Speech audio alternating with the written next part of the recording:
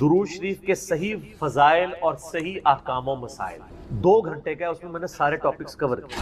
Specifically سوال کو میں ایڈریس کر دیتا ہوں۔ سب سے پہلے تو درود شریف کے کون سے سیغے ہیں جو پسندیدہ؟ درود شریف کا جو سب سے پسندیدہ سیغہ ہے نا، وہ وہی ہے جو ہمارے درود ابراہیمی کا پہلا جز ہے، اللہم صلی علی محمد وعلی آل محمد۔ سنن نسائی میں حدیث ہے، انٹرنیشنل نمبر کے مطابق 1293 اور ایک نمبرنگ کے مطابق ہے 1292۔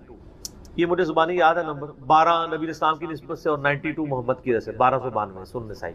زید ابن خارجہ سے نبی اسلام نے فرمایا مجھ پہ درود پڑھنا لازم کر لو اور اپنی دعاؤں میں پڑھا کرو اللہم صلی علی محمد وعلی آل محمد۔ یہ سنی شیعہ دونوں کے ہاں پڑھا جاتا ہے۔ اس کے علاوہ بخاری اور مسلم میں درود ابراہیمی ہے جو ہم نماز میں پڑھتے ہیں، یہ بھی ثابت ہے۔ باقی جتنے بھی درود ہیں اسی سے ملتے جلتے ہیں، صلی اللہ علیہ وآلہ وسلم، یہ بھی نبی اسلام سے ثابت ہے۔ صحیح مسلم میں حضرت عیسیٰ علیہ السلام کے لیے آپ نے کہا وَنُزُولِ عِیسیٰ ابْنَ مَرْیَمَ صلی اللہ علیہ وسلم وآلہ وسلم کے ساتھ پڑھنا بہتر ہے، کیونکہ نبی علیہ السلام نے اسی کی ترغیب دلائی ہے۔ درود ابراہیمی میں بھی دیکھیں، باقی درودوں کے اندر۔ اب رہا مسئلہ کتنی تعداد میں پڑھا جائے، جتنی حسب توفیق ہو۔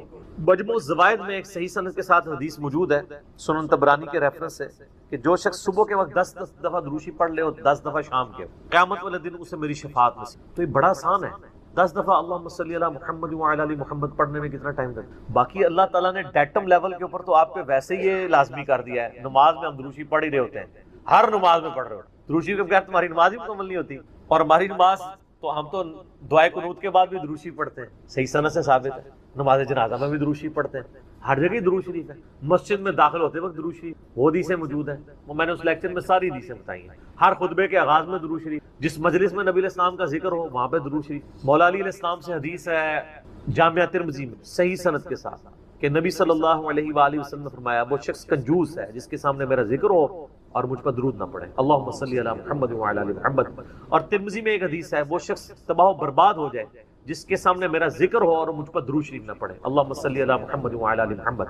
اور اس کے علاوہ سنن طبرانی میں بھی ایک روایت ہے، اس روایت کی صحت پہ اختلاف ہے، لیکن چونکہ کچھ محدثین اسے صحیح سمجھتے ہیں اس لیے میں ضرور بیان کرتا ہوں کہ جو شخص روزانہ 100 دفعہ درود تو قیامت والے دن اللہ تعالیٰ اسے شہیدوں کے ساتھ اٹھائے گا اور اس کی دونوں آنکھوں کے درمیان لکھا ہوگا کہ یہ شخص منافقت اور دوزخ کی آگ سے بری۔ 100 دفعہ درود شریف، میری تو کوشش ہوتی ہے کہ 100 دفعہ درود شریف روزانہ کم از کم ضرور پڑھا جائے۔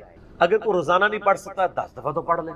اور نبی علیہ السلام کے آپ اکثر وظائف دیکھیں گے وہ 100 دفعہ ہی ہیں، اکثر وظائف جو زیادہ تعلیم کیے گئے، جیسے بخاری مسلم میں حدیث ہے کہ جو شخص 100 دفعہ پڑھ لے سبحان اللہ وبحمدہ تو اس کے سارے گناہ معاف کر دیے جائیں گے، چاہے سمندر کی جھاگ کے برابر ہو۔ اور جو شخص صبح شام 100 دفعہ یہی پڑھے تو قیامت دن اس سے بڑھ کے کوئی عمل نہیں لے کے آ سکتا سوائے اس کے کہ جو اس سے زیادہ وہ کلمات پڑھ لے 100 کا دفعہ۔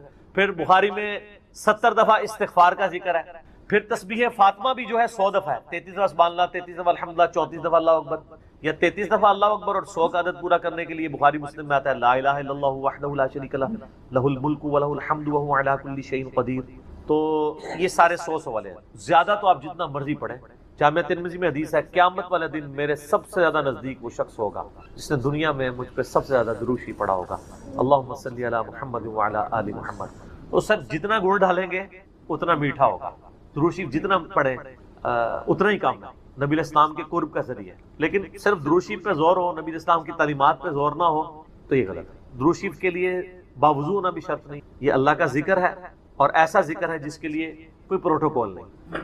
وضو پروٹوکول ہوتا ہے نماز پڑھنے، عام اذکار کے لیے کوئی وضو پروٹوکول نہیں ہوتا۔ ویسے آپ نے رکھنا ہے وہ ضرور کریں، لیکن ادروائز ان اذکار کا وہ پروٹوکول اس حوالے سے نہیں ہوتا۔ تو میری خواہش یہ ہے کہ آپ روزانہ کم از کم 100 دفعہ ضرور درود شریف پڑھیں۔ اگر نہیں پڑھ سکتے تو صبح فجر کے بعد 10 دفعہ اور 10 دفعہ مغرب کے بعد صبح شام 10 دفعہ پڑھ لیں تاکہ شفاعت رسول صلی اللہ علیہ وآلہ وسلم حاصل ہو۔ پھر مسلم شریف میں حدیث ہے، بخاری میں بھی کچھ حصہ ہے کہ جو اذان کا جواب دے، یعنی وہی مؤذن والے کلمات ریپیٹ کرے، اس کے بعد مجھ پہ درود شریف پڑھے اور الوسیلہ والی دعا مانگے تو میری شفاعت اس کے لیے حلال ہو جائے گی، وہاں بھی درود شریف ہے۔ صحیح مسلم میں حدیث ہے جو ایک دفعہ 10 درود شریف پڑھے گا اللہ تعالیٰ اس پہ 10 رحمتیں نازل فرمائے گا۔ سنن نسائی میں حدیث ہے جو ایک دفعہ درود شریف پڑھے گا اللہ تعالیٰ اس پہ 10 رحمتیں نازل فرمائے گا، اس کے 10 درجات بلند کر دے گا، اسے 10 نیکیاں عطا فرمائے گا، اس کے 10 گناہ معاف کر دے گا۔ کتنی بڑی فضیلت ہے سر، اتنی بڑی فضیلت مجھے بتائیں کس عمل کی ہوگی؟ نفلی عبادات میں افضل ترین عبادت درود شریف۔ اچھا یہ درود شریف اللہ کی عبادت ہے کیونکہ آپ رجوع اللہ کرتے ہیں، اللہم صلی علی محمد وعلی آل محمد. یہ جو جمعے کے دن کے وظائف ہیں نا، اب وہ آپ یعنی غروب آفتاب جمعرات والے اس سے لے کے جمعے کی مغرب تک کر سکتے. یہ نہیں ہوتا کہ جمعے کے دن کوئی کرنا ہو. تو جمعے والے دن دروشی پڑھنے کی فضیلت ہے. ابو داؤد کے اندر اور ترمذی کے اندر، سنن نسائی میں، ابن ماجہ میں حدیث ہے کہ نبی صلی اللہ علیہ وآلہ وسلم فرمایا کہ جمعے کا دن تمام دنوں کا سردار ہے. اسی دن آدم علیہ السلام پیدا ہوئے، اسی دن وہ فوت ہوئے، اسی دن پہلا سور پھونکا جائے گا، دوسرا سور پھونکا جائے گا، قیامت قائم ہوگی. تم جمعے والے دن مجھ پہ کثرت سے درود پڑھو، تمہارا درود مجھ پر پیش کیا جائے گا. تو صحابہ کرام نے جرت کر کے پوچھا، یا رسول اللہ صلی اللہ علیہ وسلم جب آپ مر جائیں گے اور آپ کی ہڈیاں مٹی میں مل جائیں گے. سر یہ صحابہ کے الفاظ ہیں، جب تک 295C نہیں تھی مدینہ شریف، ورنہ آج کل تو کوئی سوال کر سکتا ہے. صحابہ پہ اللہ کی کروڑوں رحمتیں، وہ سوال کیے تو ہمیں عقیدے پتہ چلے. تو نبی علیہ السلام نے فرمایا کہ ان اللہ حرم علی الارض ان تاکل اجساد الانبیاء، بے شک اللہ نے مٹی پہ حرام کر دیے کہ نبیوں کے جسموں کو کھائے. تو نبیوں کے جسم سلامت ہیں قبروں، ان پر درود شریف پیش ہو. تو جمعے والے دن درود شریف کی خاص فضیلت ہے.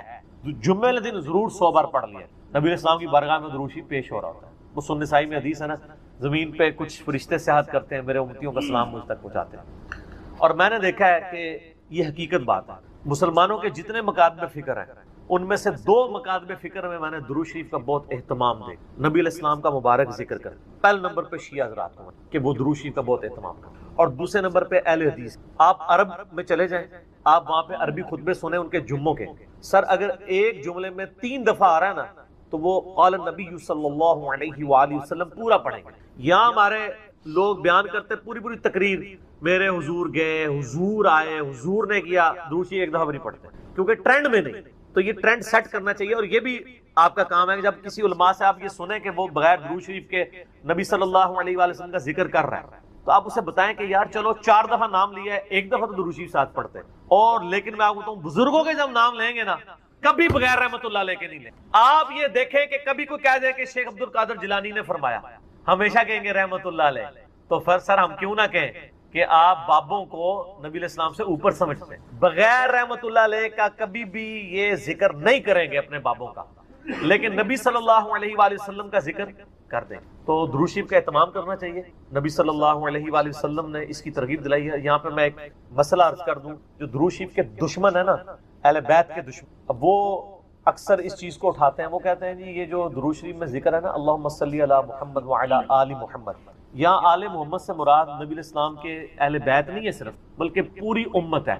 کیونکہ قرآن میں تو آل فرعون کہا گیا ہے، فرعونیوں کو، آل موسیٰ، تو یہ بھی آل محمد سے مراد ہے محمد والے. نہ یہ کہانیاں اس وقت تک تھی جب تک کہ انجینئر صاحب کی ویڈیوز بخاری مسلم کی روشنی میں سامنے نہیں آئی تھی. صحیح بخاری میں یہ الفاظ ہے کہ صحابہ کرام نے کہا، اے اللہ کے محبوب صلی اللہ علیہ وآلہ وسلم، ہم نے سلام تو آپ پہ عرض کرنا سیکھ لیا ہے، السلام علیکہ ایھا النبی ورحمۃ اللہ وبرکاتہ، نماز میں. آپ ہمیں یہ بتائیے کہ ہم آپ اور آپ کے اہل بیت پر درود کیسے پڑھیں. آپ اور آپ کی آل پہ نہیں، اہل بیت. تو کوئی نبی علیہ السلام کا امتی جو غیر سید ہے اور وہ کہہ سکتا ہے میں اہل بیت ہوں، تو اہل بیت کے اگینسٹ آل محمد آپ نے تعلیم. درود شریف میں آل محمد سے مراد اہل بیت، نبی علیہ السلام کی جو اولاد ہے، آل علی، آل عقیل، آل عباس، آل جعفر، جو صحیح مسلم میں غدیر خون کی حدیث کے اندر موجود. تو یہ یہاں آل محمد سے مراد اہل البیت ہے نبی علیہ السلام. باقی ان پہ درود پڑھیں گے تو ہم پہ تو ویسے ہی رحمتیں نازل ہو جانی ہیں، ان کے صدقے ہم تک بھی پہنچ جائیں گی اس حوالے سے. تو یہ میں نے ایک ضمناً مسئلہ عرض کر لیا. لوگ بیچ میں نا یہ ایک پخے چھوڑ رہے ہوتے ہیں، تو میں نے اس پہ میرا یوٹیوب پہ کلپ بھی چڑھا ہوا ہے، درود اور اہل بیت کے دشمن. تو اس میں نے بتایا تھا یہ یعنی اپنے بغض کا اظہار اس طریقے سے کر رہے ہوتے ہیں. ان کو تو کوئی چیز اس طریقے سے ہضم نہیں ہو رہی ہوتی نا، تو وہ جان بوجھ کے ایسی باتیں نکالتے ہیں. درود شریف پڑھیں. اور مجھے یاد ہے کہ 3-4 سال پہلے مجھے ایک بریلوی بھائی کا فون آیا، تو مجھے کہنے لگے کہ جی آپ کی ویڈیوز بہت اچھی ہیں، میں آپ کی ویڈیوز کی وجہ سے مسلک چھوڑا، سب کچھ سیکھا. آپ سے ایک ریکویسٹ کرنی ہے کہ آپ جب درود شریف پڑھتے ہیں نا، تو آپ صلی اللہ علیہ وآلہ، تو آپ میری پرانی ویڈیوز دیکھیں تو اس میں صلی اللہ علیہ وسلم ہوتا تھا. تو میں نے اس کا پھر یہ مشورہ مانا، تو پھر میں نے آہستہ آہستہ اپنے آپ کو اس کا عادی کیا کہ وآلہ وسلم بھی کہا جائے، کیونکہ نبی صلی اللہ علیہ وآلہ وسلم کو یہ چیز پسند ہے کہ آپ صلی اللہ علیہ وآلہ وسلم کے اہل بیت کا ذکر کیا جائے. اس لیے درود ابراہیمی میں بھی اہل بیت کا ذکر کیا گیا. اچھا، درود ابراہیمی میں بعض لوگ کہتے ہیں یہ جو آل ابراہیم کا ذکر ہے تو آپ یہودیوں پہ درود پڑھ رہے ہوتے ہیں. نہیں سر، یہودیوں میں کہاں درود ہے؟ اس میں ہے کہ اے اللہ درود بھیج محمد صلی اللہ علیہ وآلہ وسلم اور ان کی آل یعنی اہل بیت کے اوپر جیسا کہ تو نے رحمت بھیجی تھی. مثال ہے اب والا یہودی تو ہے ضربت علیہم الذلہ والمسکنہ، یہ تو مغضوب علیہم ہے، یعنی مراد وہ جو اہل توحید تھے بنی اسرائیل میں. کون؟ حضرت موسیٰ علیہ السلام، عیسیٰ علیہ السلام، یعقوب علیہ السلام، یوسف علیہ السلام، جن پہ اولاد ابراہیم تو یہ ہے نا. وہ تو اولاد ابراہیم نہیں ہے نا جس نے ابراہیم والے کام ہی چھوڑ دیے. وہ تو قرآن میں آیا کہ حضرت نوح علیہ السلام نے کہا یا اللہ یہ میرا بیٹا ہے. اللہ فرمایا اس کے تو اعمال ہی کافر علیہ، تیرا بیٹا ہی نہیں، بیگوٹن سن تھا. تعلیمات پہ عمل نہ کرنے کی وجہ سے اللہ تعالیٰ نے بیگوٹن سن ہونا، صلبی بیٹا ہونے کا بھی انکار کر دیا. تو یہاں میں سیدوں سے بھی ریکویسٹ کروں گا کہ مہربانی کریں امت کے اوپر، اگر نوح علیہ السلام کا بیٹا ان کے طریقے پہ نہ چلے تو وہ ان کی آل سے فارغ ہے، اور آپ لوگ جو ہیں وہ چرچ کے اڈے چلا رہے ہوں، شراب کے ڈیرے چلا رہے ہوں.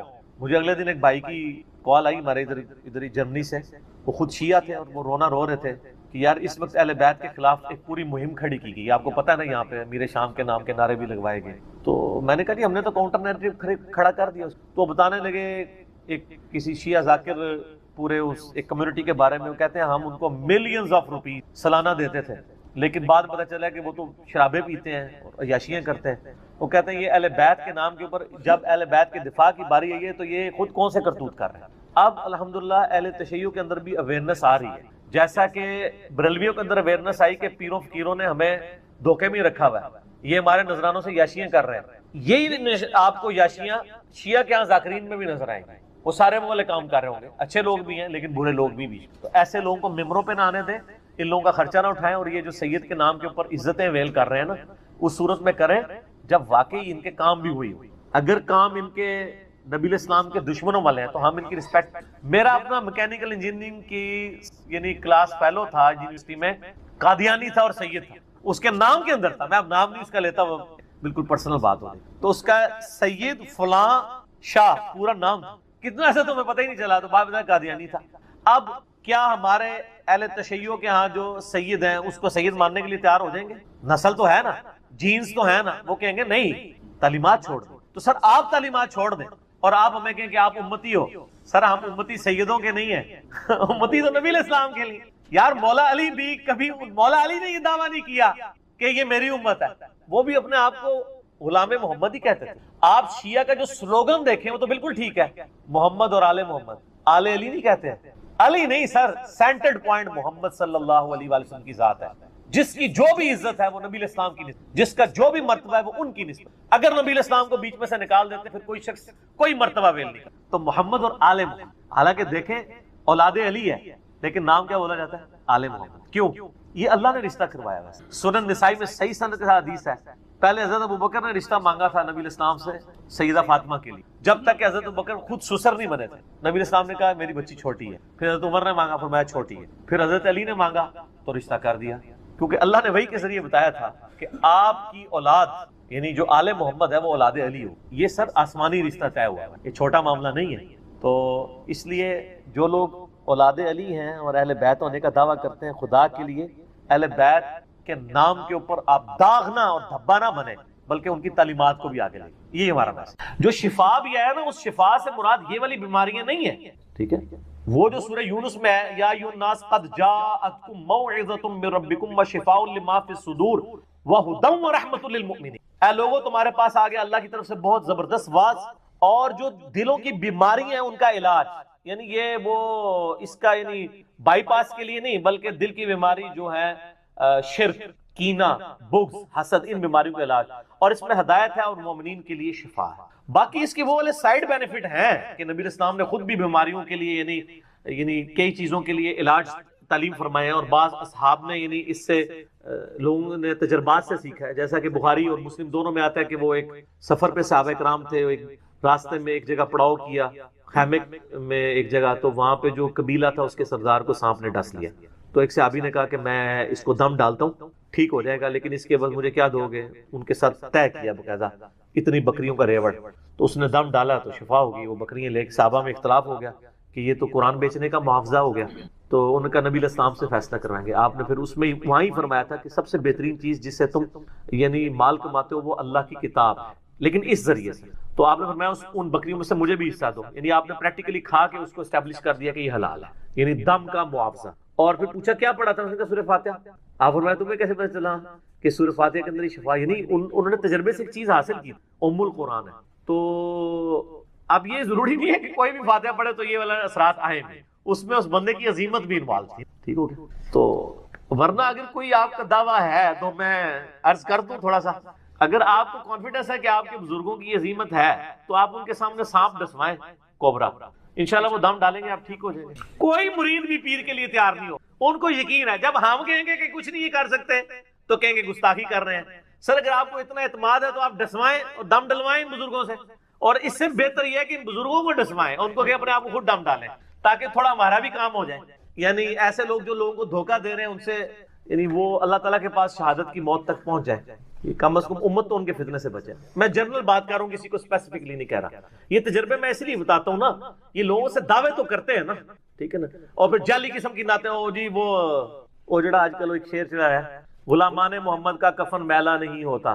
اب لوگ جھوم رہے ہیں، یار یہ کس آیت میں کس حدیث میں لکھا ہوا ہے، چیک کر لیتے ہیں۔ کفن کہتے ہیں میلا نہیں ہوتا، لاش کو تو کچھ نہیں ہونا۔ میں نے ان کو کہا کہ آپ جن لوگوں کے بارے میں آپ کا دعویٰ ہے نا جو زندہ ہے ابھی مرے نہیں ہیں، ان کے مرنے کے بعد لاش کو ایک ہفتے کے لیے دھوپ میں رکھتا ہے، ان کا تو قبر میں بھی کفن نہیں تھا میلا ہونا نا، تو پتہ چل جائے گا، کوئی رسک لے گا، سارے عیدی والوں کے پاس بھاگتے ہیں۔ اس طرح کے دعوے نہ کیا کریں جو غیر مسلم۔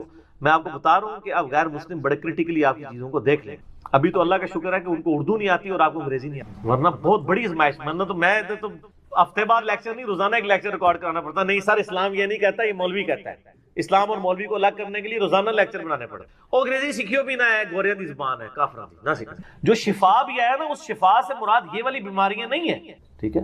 وہ جو سورہ یونس میں ہے، یا ایھا الناس قد جاءتکم موعظۃ من ربکم وشفاء لما فی الصدور وہدی ورحمۃ للمؤمنین۔ اے لوگوں تمہارے پاس آ گیا اللہ کی طرف سے بہت زبردست واز، اور جو دلوں کی بیماری ہیں ان کا علاج، یعنی یہ وہ اس کا یعنی بائی پاس کے لیے نہیں، بلکہ دل کی بیماری جو ہے شرک، کینہ، بغض، حسد، ان بیماریوں کا علاج، اور اس میں ہدایت ہے اور مومنین کے لیے شفا ہے۔ باقی اس کے وہ والے سائیڈ بینیفٹ ہیں کہ نبی اسلام نے خود بھی بیماریوں کے لیے یعنی کئی چیزوں کے لیے علاج تعلیم فرمائے ہیں، اور بعض اصحاب نے یعنی اس سے لوگوں نے تجربات سے سیکھا ہے، جیسا کہ بخاری اور مسلم دونوں میں آتا ہے کہ وہ ایک سفر پہ صحابہ کرام تھے، ایک راستے میں ایک جگہ پڑاؤ کیا، خیمے میں ایک جگہ، تو وہاں پہ جو قبیلہ تھا اس کے سردار کو سانپ نے ڈس لیا، تو ایک صحابی نے کہا کہ میں اس کو دم ڈالتا ہوں، ٹھیک ہو جائے گا، لیکن اس کے بعد مجھے کیا دو گے؟ ان کے ساتھ طے کیا باقاعدہ اتنی بکریوں کا ریوڑ، تو اس نے دم ڈالا تو شفا ہوگی۔ وہ بکریاں لے کے صحابہ میں اختلاف ہو گیا کہ یہ تو قرآن بیچنے کا معاوضہ ہو گیا،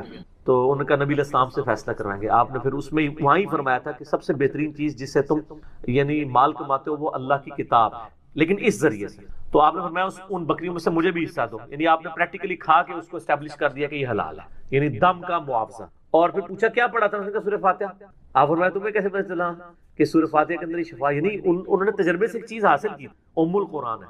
تو اب یہ ضروری نہیں ہے کہ کوئی بھی فاتحہ پڑھے تو یہ والا اثرات آئے بھی، اس میں اس بندے کی عظیمت بھی انوالو تھی، ٹھیک ہو گیا۔ تو ورنہ اگر کوئی آپ کا دعویٰ ہے تو میں عرض کر دوں تھوڑا سا، اگر آپ کو کانفیڈنس ہے کہ آپ کے بزرگوں کی عظیمت ہے تو آپ ان کے سامنے سانپ ڈسوائیں کوبرا، انشاءاللہ وہ دم ڈالیں گے، آپ ٹھیک ہو جائیں گے۔ کوئی مرید بھی پیر کے لیے تیار نہیں ہو، ان کو یقین ہے جب ہم کہیں گے کہ کچھ نہیں کر سکتے تو کہیں گے گستاخی کر رہے ہیں۔ سر اگر آپ کو اتنا اعتماد ہے تو آپ ڈسوائیں اور دم ڈلوائیں ان بزرگوں سے، اور اس سے بہتر یہ ہے کہ ان بزرگوں کو ڈسوائیں، ان کو کہ اپنے آپ کو خود دم ڈالیں تاکہ تھوڑا ہمارا بھی کام ہو جائے۔ یعنی ایسے لوگ جو لوگوں کو دھوکہ دے رہے ہیں ان سے یعنی وہ اللہ تعالیٰ کے پاس شہادت کی موت تک پہنچ جائے، کم از کم امت تو ان کے فتنے سے بچے۔ میں جنرل بات کر رہا ہوں، کسی کو اسپیسیفکلی نہیں کہہ رہا۔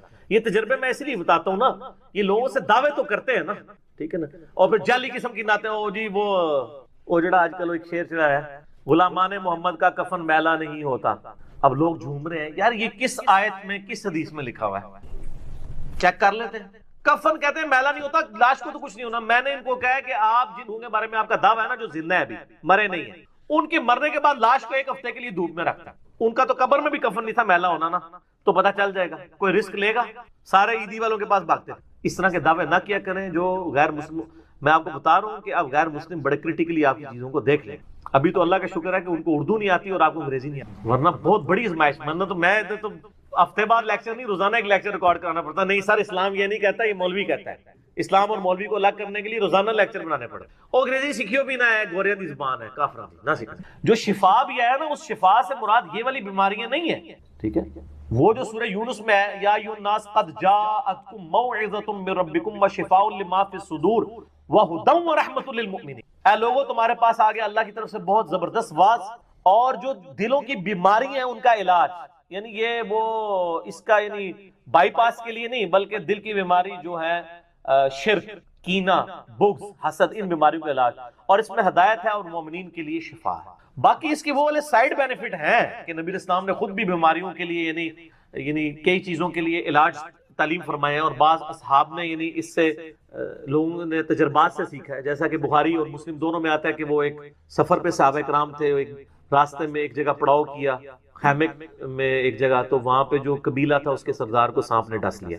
تو ایک صحابی نے کہا کہ میں اس کو دم ڈالتا ہوں, ٹھیک ہو جائے گا, لیکن اس کے بعد مجھے کیا دو گے. ان کے ساتھ طے کیا باقاعدہ اتنی بکریوں کا ریوڑ, تو اس نے دم ڈالا تو شفا ہوگی. وہ بکریاں لے کے صحابہ میں اختلاف ہو گیا کہ یہ تو قرآن بیچنے کا محافظہ ہو گیا, تو ان کا نبی الاسلام سے فیصلہ کروائیں گے. آپ نے پھر اس میں وہاں ہی فرمایا تھا کہ سب سے بہترین چیز جس سے تم یعنی مال کماتے ہو وہ اللہ کی کتاب ہے, لیکن اس ذریعے سے. تو آپ نے فرمایا ان بکریوں میں سے مجھے بھی حصہ دو. یعنی آپ نے پریکٹیکلی کھا کے اس کو اسٹیبلش کر دیا کہ یہ حلال ہے, یعنی دم کا معاوضہ. اور پھر پوچھا کیا پڑھا تھا, اس نے کہا سورہ فاتحہ. آپ فرمایا تمہیں کیسے پتہ چلا کہ سورہ فاتحہ کے اندر شفا, یعنی انہوں نے تجربے سے ایک چیز حاصل کی, ام القرآن ہے.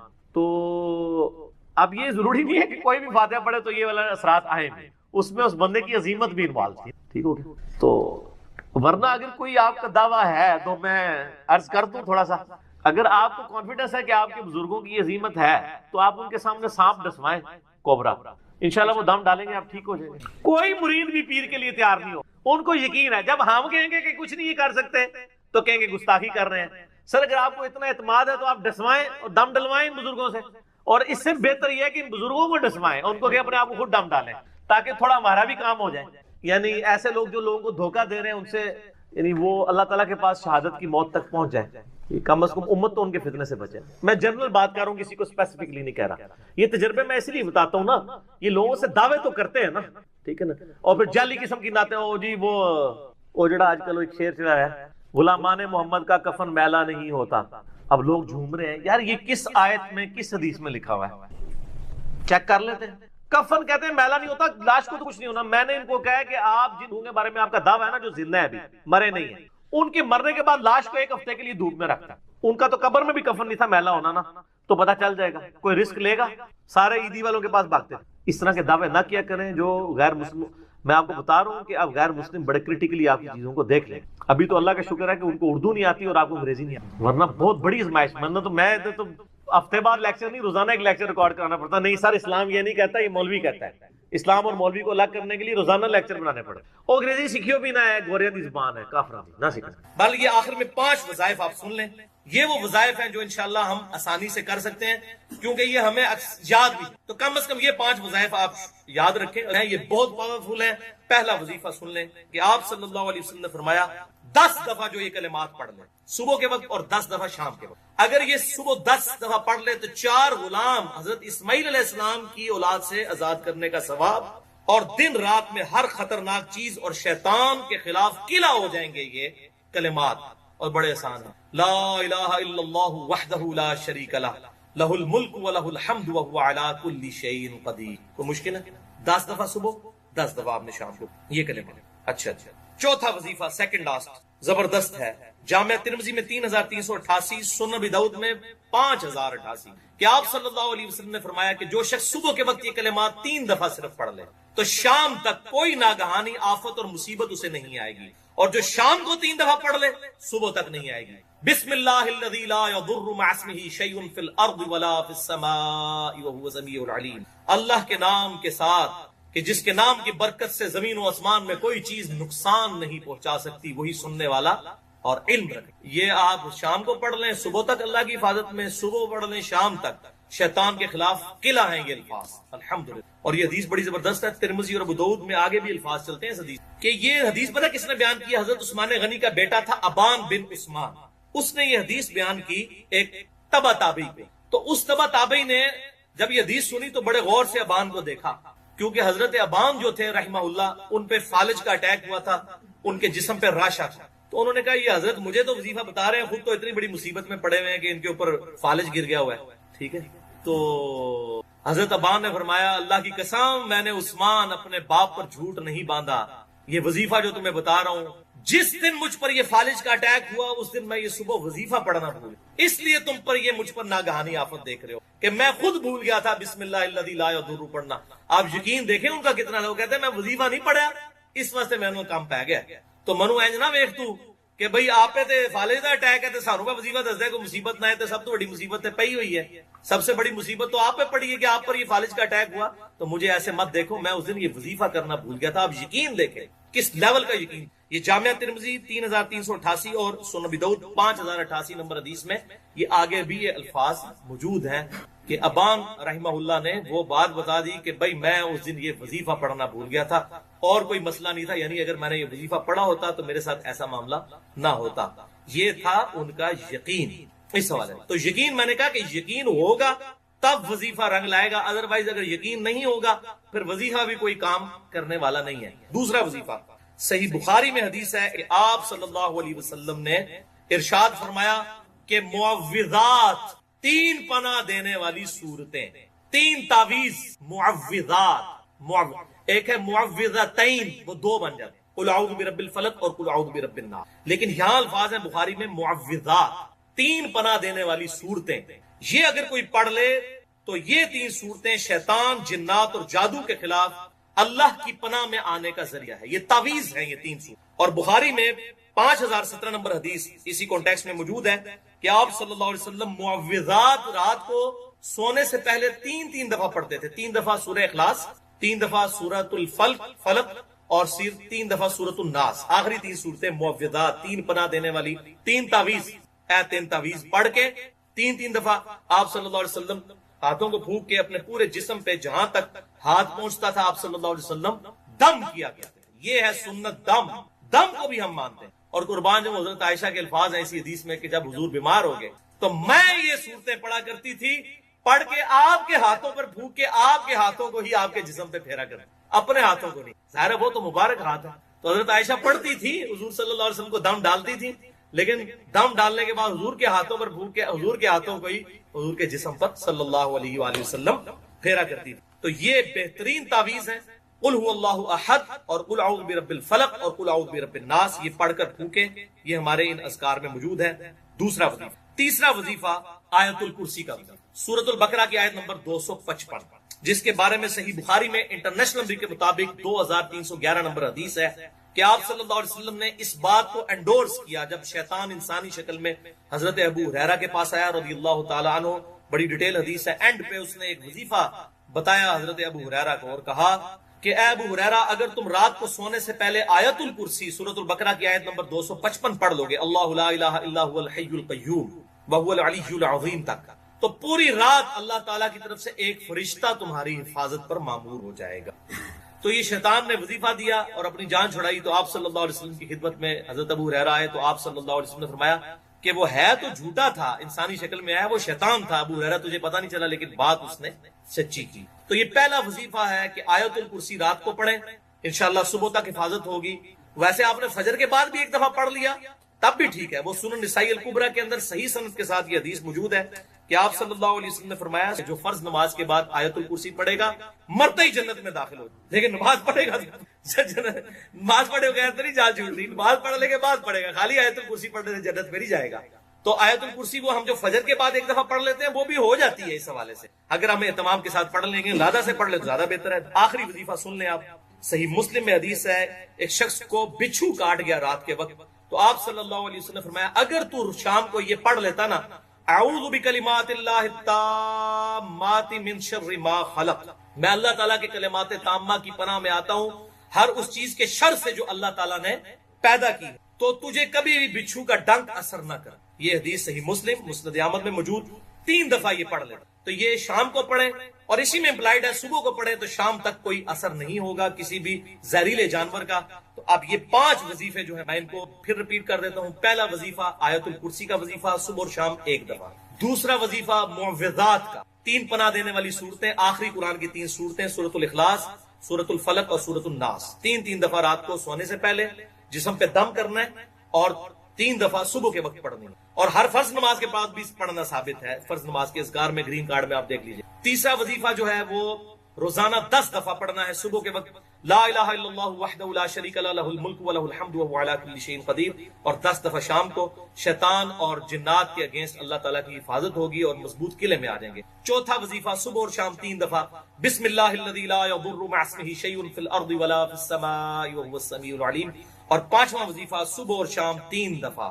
ویسے حدیث میں شام کا ذکر ہے، صبح کا نہیں آیا، وہ اسی میں امپلائڈ ہے اجتہاداً،